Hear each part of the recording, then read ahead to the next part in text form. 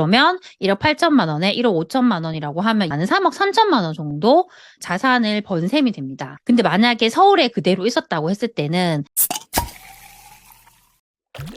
안녕하세요. 세비티입니다. 오늘 저는 집을 함부로 갈아타면 안 되는 이유에 대해서 좀 설명을 드리려고 합니다. 요즘에 정말 갈아타기로 고민을 많이 하시는 분들이 있잖아요. 근데 저는 모든 갈아타기가 좋은 갈아타기는 아니라고 생각을 합니다. 지금 현재 사는 곳보다 내가 더 좋은 곳, 더 좋은 곳이라는 것은 우리가 입지가 더 좋은 곳으로 갈아탔을 때, 그때가 좋은 갈아타기라고 생각을 합니다. 그런데 요즘에 이렇게 갈아타기를 하시는 분들을 보면 좋은 갈아타기를 하는 분도 있지만 그렇지 못한 경우도 많더라고요. 오늘은 갈아타기를 잘못하는 사례에 대해서 좀 말씀을 드리려고 합니다. 대표적인 예가 입지가 좋은 상급지에서 입지가 더 좋지 않은 하급지로 옮겨가는 경우인 것 같습니다. 그렇게 하는 이유가 제가 봤을 때는 크게 두 가지 정도가 있는 것 같습니다. 첫 번째는 내가 지금 사는 곳이 서울 도심이긴 한데 구축이고 소형 아파트에 살고 있다고 했을 때 서울보다는 경기도 외곽에 있는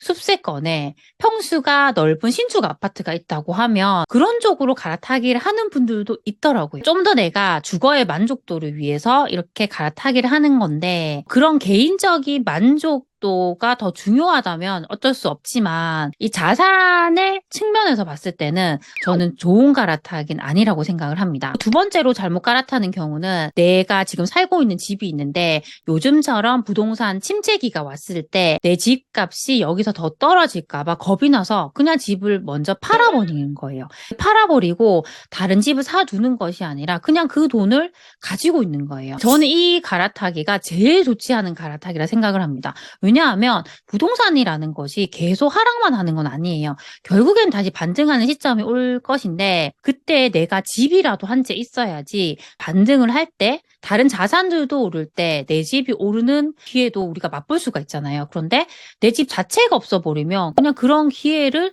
얻을 수가 없습니다. 그리고 이런 분들은 또 내가 집을 사자마자 또 떨어질까 봐 겁이 나서 집을 사지 못합니다. 그래서 저는 이런 결정은 정말 좋지 않다고 생각을 합니다. 지금부터는 제가 아까 말씀드렸던 첫 번째 사례, 서울 구축 소형 아파트에 사는데 여기서 우리가 좀 더 쾌적한 환경을 찾기 위해서 경기도 외곽에 있는 그런 숲세권인 대형 신축 아파트로 옮겨가는 케이스에 대해서 좀 설명을 드리려고 합니다. 요즘에 이런 일들이 빈번하게 발생하는 이유가 그러니까 특히 MZ 세대 분들 같은 경우는 본인의 만족, 본인의 삶을 되게 중요하게 생각합니다.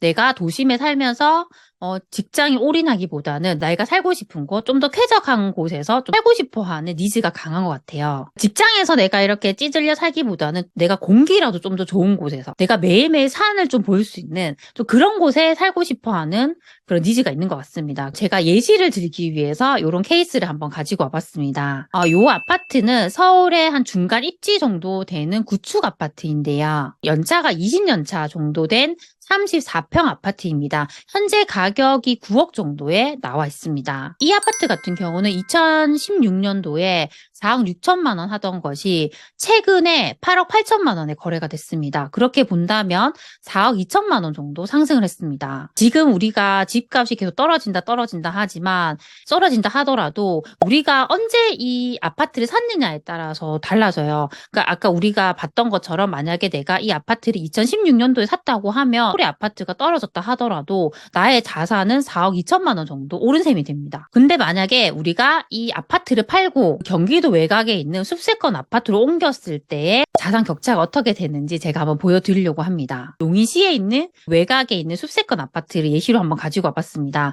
이 아파트 34평이 4억 8천만 원 정도입니다. 준공된 지 5년 차 정도 되는 새 아파트예요. 이 아파트를 우리가 만약에 2016년도에 샀다고 했을 때 그때 가격이 2억 8천만 원 정도인데요. 최근에 거래가 4억 4천만 원 정도에 됐습니다. 그렇게 본다면 같은 기간 동안 이 아파트는 1억 5천만 원 정도 상승한 셈이 됩니다. 그래서 만약에 내가 서울에 20년 차 된 구축 아파트에서 이 숲세권인 아파트로 옮겨갔다고 했을 때는 내 자산의 상승이 그만큼 줄어드는 셈이 되는 거죠. 그때 서울 아파트를 팔았다고 하면 나에게 돈이 1억 8천만 원 정도 남게 됩니다. 그럼 이 1억 8천만 원을 내가 그냥 가지고 있다고 했을 때 이 아파트가 1억 5천만 원 정도 올랐습니다. 그러면 1억 8천만 원에 1억 5천만 원이라고 하면 나는 3억 3천만 원 정도 자산을 번 셈이 됩니다. 근데 만약에 서울에 그대로 있었다고 했을 때는 거의 4억 2천만 원 정도니까 1억 정도의 그 격차가 발생한다고 할 수 있습니다. 만약에 나의 삶의 만족도가 중요한 사람이 아니라고 했을 때는 그냥 서울에 있으면서 그런 기존의 인프라도 누리고 직장도 아무래도 그 근처에 있다고 했을 때는 직장과의 거리도 가깝고 훨씬 더 나의 시간을 줄일 수가 있습니다. 그런데 나의 직장은 이 서울에 그대로 있는데 내가 주거지만 이렇게 경기도 외곽으로 옮겼다 했을 때는 또 거기서 출퇴근을 하려고 했을 때 발생하게 되는 그 시간, 그런 교통 비용, 그리고 이 자산에 대한 부분도 확실하게 감소가 하기 때문에 이런 부분들도 우리가 좀 더 실리적으로 잘 판단을 해야 되지 않을까라는 생각이 들었습니다. 두 번째 사례는 서울의 구축 아파트인데요. 연차가 24년 정도 된 아파트입니다. 요 25평의 가격이 2016년도에는 2억 9천만 원이었는데 최근에 6억이 됐어요. 거의 3억 가까이 상승을 했습니다. 그런데 나는 여기가 15년이 넘었으니까 이 아파트가 너무 구축이고 좁고 해서 외곽에 있는 새 아파트, 신축 아파트의 평대로 우리가 이사를 갔다고 가정을 했을 때 또 한번 제가 비교를 해드릴게요. 수도권에 있는 여기 숲세권 아파트를 예시로 한번 가지고 와봤는데 아파트가 2016년에 2억 2천만 원 정도였는데 최근에 3억 8천만 원이 됐습니다. 그래서 1억 6천만 원 정도 상승을 했습니다. 그러면 우리가 만약 이 2016년도에 서울에 있는 그 25년 차 25평 아파트를 팔고 2억 2천만 원의 이 숲세권 아파트를 샀다고 했을 때 나에게 남는 돈이 7천만 원이잖아요. 우리가 거래세도 또 발생하잖아요. 거래세가 한 1천만 원 나갔다 생각을 하면 6천만 원 정도가 남았을 것이고 요 아파트가 요 기간 동안 1억 6천만 원 정도 상승했어요. 그러면 나의 자산이 한 2억 2천만 원 정도가 이제 상승을 한 셈이 되잖아요. 그런데 저희가 구축 소형이라도 서울에 있는 그 아파트의 기존대로 살았다 했을 때는 자산이 3억 정도 상승을 했으니까 확실하게 더 이득이었다고 볼 수 있습니다. 제가 성북구에 있는 25평짜리 구축 아파트를 가지고 왔는데요. 요 인근에 지하철이 2개나 지나갑니다. 그래서 만약에 직장이 서울 안에 있다 했을 때는 확실하게 편하게 우리가 이동할 수가 있어요. 그런데 요 경기도 외곽에 있는 요 숲세권 아파트 같은 경우는 지하철이 다니지 않아요. 그래서 무조건 차가 있어야 되기 때문에 내 직장이 서울에 그대로 있다고 했을 때는 이런 또 교통비용 그리고 나의 시간 같은 것들도 많이 소요가 될 수 있습니다. 그래서 이런 부분들도 꼭 감안을 하셨으면 좋겠습니다. 좀 더 불편할 수는 있지만 우리가 단순하게 좀 더 여기가 환경이 쾌적하고 여기가 새 아파트고 좀 더 넓기 때문에 옮기는 건 잘 판단하셔야 돼요. 그래서 이런 부분도 우리가 입지를 대입해서 볼 수 있습니다. 아무래도 입지가 좋은 곳들은 이런 상승기가 왔을 때 아무리 구축이고 소형이라 하더라도 확실히 더 많이 오르게 됩니다. 그게 결국에는 수요의 힘이거든요. 그래서 이런 부분들도 꼭 우리가 감안을 하시고 갈아타기를 하셨으면 좋겠습니다. 오늘 제가 드리고 싶은 말씀은 자산의 상승, 나의 자산을 더 불리고 싶다는 것을 좀 더 중요하게 생각하시는 분들은 입지를 고려하지 않고 단순하게 우리가 여기가 평수가 크다, 신축 아파트다,